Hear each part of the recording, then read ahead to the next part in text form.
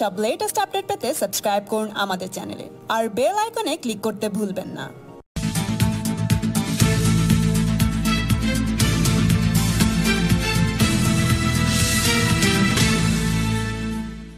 দুই জালিয়াতির ঘটনা প্রকাশ্যে আসার পর থেকেই জেলা সফরের নিয়ম করে তোপ দাগছেন মমতা বন্দ্যোপাধ্যায়।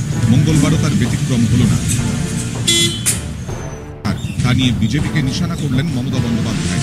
তার অভিযোগ, জনগণের ওপর বোঝা বাড়িয়েই ব্যাংকের ঘাটতি মেটানোর পরিকল্পনা করা হয়েছে। সরকার তো প্রায় 4 বছর হয়ে গেল দিল্লিতে, লোকের ব্যাংকের টাকা লুট হয়ে যাচ্ছে, হিসেব দাও। হিট করে ডিপোজিটের টাকা উইথড্র করে নিচ্ছ, হিসেব দাও। পেট্রোলের দাম কেন বাড়ছে, হিসেব দাও। ডিজেলের দাম কেন বাড়ছে, হিসেব দাও। মানুষকে কেন খুন করা হচ্ছে, হিসেব দাও। হিসেব চাই, হিসেব দাও, নইলে গদি ছেড়ে দাও। সরকার লক্ষ লক্ষ কোটি টাকা, হাজার হাজার কোটি টাকা 2-3 জন লোককে তারা ব্যাংক লুট করে নিয়ে চলে যাচ্ছে, তাদের কিন্তু কিছু হচ্ছে না।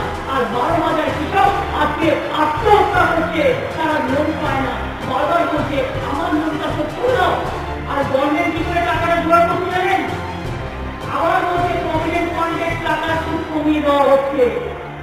ইলেকশন আসলে এরা শুধু হিন্দু মুসলমান করে।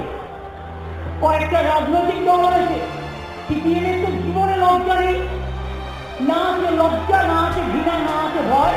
আর একটা কংগ্রেস দল চিরকাল মালদা মুর্শিদাবাদ খেয়েছে, কিছু করেছে মালদার জন্য? বরকতদা যখন ছিল তখন ওই একটা দুটো হয়ে গেছিল, তাই থেকে 50 বছর চলে গেল। বিজেপি আর একটা রাজনৈতিক দল নির্বাচন আসলে এসে বলে হিন্দু না মুসলমান,